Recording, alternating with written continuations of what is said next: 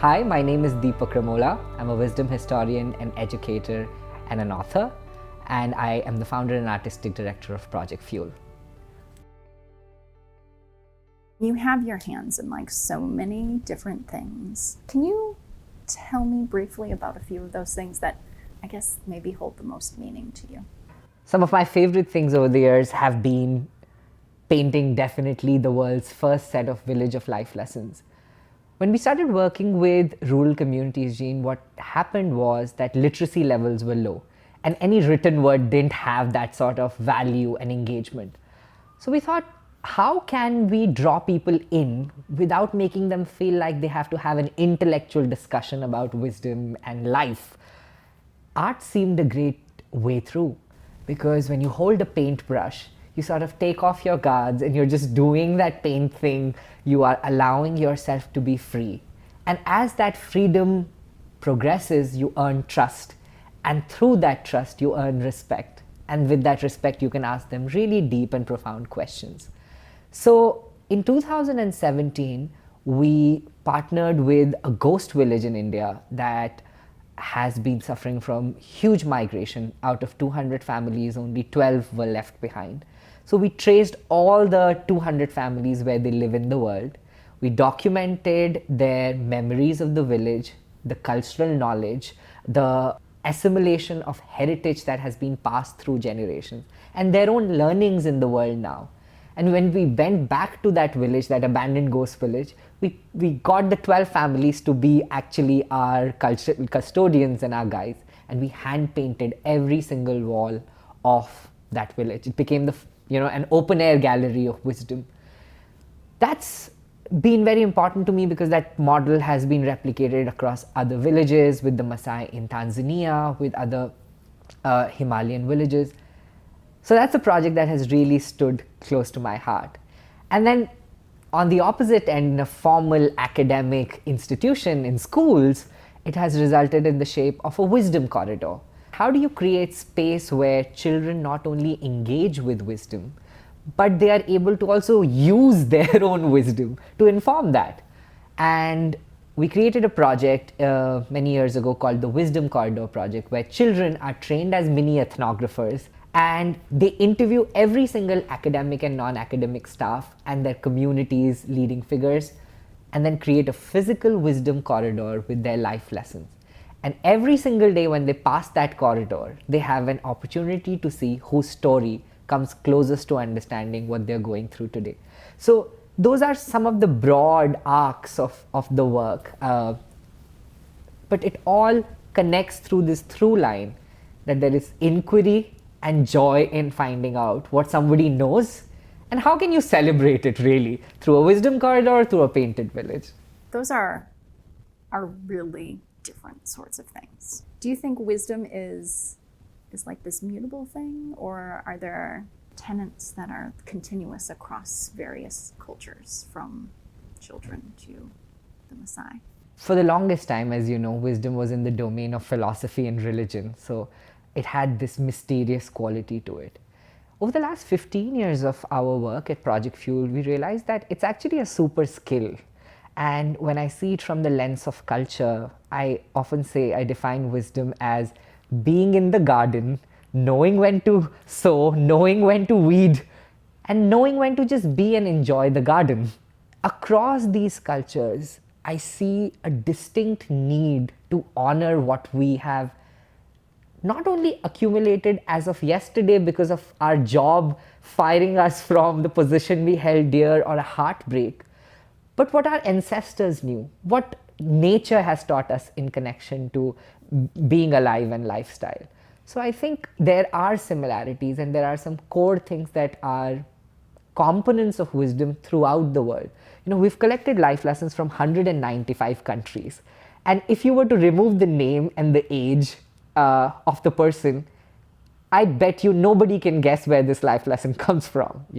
If you read someone saying, consider your intuition to be a valid argument, that could be a grandmother in Nepal, a social activist in London, or an LGBTQ educator in Eritrea.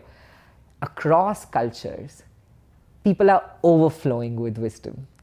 It just needs to be acknowledged, appreciated, and with some sense of awareness passed on, so that other people know that they too have wisdom, the one we've been othering for a while in society. So you mentioned wisdom being a skill. What would one skill be that you would suggest that they work on and develop? You are in pursuit of wisdom. And one way that I have seen people can be in that pursuit more intentionally, in a more aligned way, is to seek perspective like and unlike theirs. I think perspective taking and perspective sharing is one of the most important tenets of that wisdom as a super skill. And if I can add to that perspective taking, you can only have other people's perspective if you have the skill to inquire without making someone feel offended.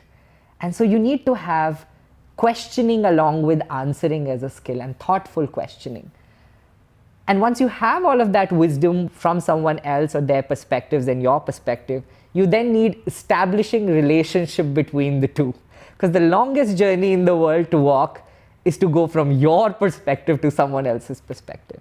So I would say it all starts from perspective taking and perspective sharing, which in the world today seems like a rare fossil fuel, almost at the verge of extinction, because people have believed ideas and ideologies and said, that's what we've subscribed to, and that's what our algorithm is feeding us. So I think to be wise or take wiser decisions, one has to have some sort of tender heroism to say, and what do you know? Oh, I don't agree with that, but tell me more, and let's talk about it. Is there anything that you think we should include that we didn't touch on today? One thing that has emerged over the last decade of this work is that the phrase wise child is almost an oxymoron. The moment you hear a young person say something even remotely wise, people immediately label by saying, oh, that's an old soul.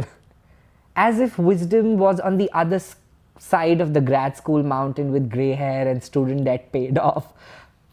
But it's there. It's in the sand pile. It's on the beach. It's in the kindergarten.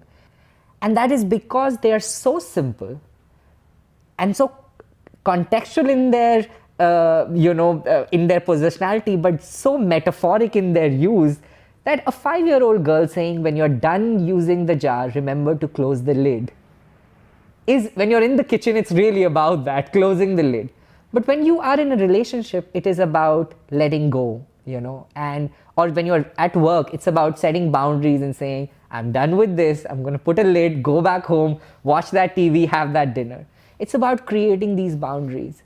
And increasingly, I think that because there has been a myth long-standing that wisdom only comes with age, and now it's shifting towards accepting that wisdom comes from experience. And the more experience somebody has of that context that they're talking about, they actually might be wise.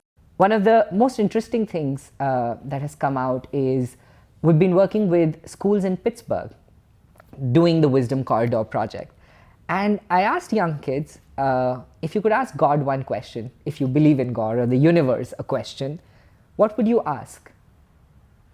And these are elementary school children who have come up with questions such as, Dear God, there are no new animals in the world. Have you stopped imagining?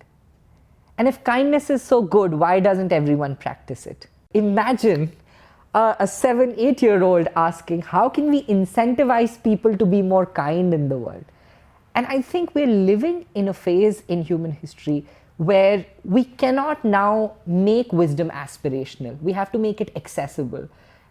My work has been predominantly with education institutions with children, because I'm asking myself, how do we raise not just smart kids but wise children?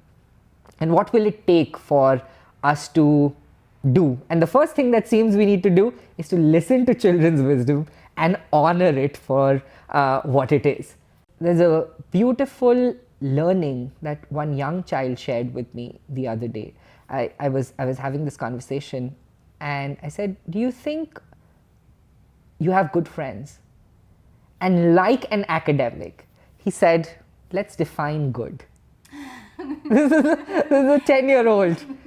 And I thought, wow, that's it. It's there. It doesn't have to be something profound. It doesn't have to be something revelatory. It is in this normal exchange when someone takes a beat, a pause to say, there's more to this. And I want to know if I know enough, which is them practicing intellectual humility, right? Them saying, I don't know what good is. Let's learn about that. And I think it's through these fabrics of knowing we can honor even the wisdom of children. And I think we need to do it because we've treated children for far too long as beneficiaries of the adult knowing and not as collaborators of that seeking. I'm Jean Boulware, and this is a conversation on wisdom with Deepak Ramola.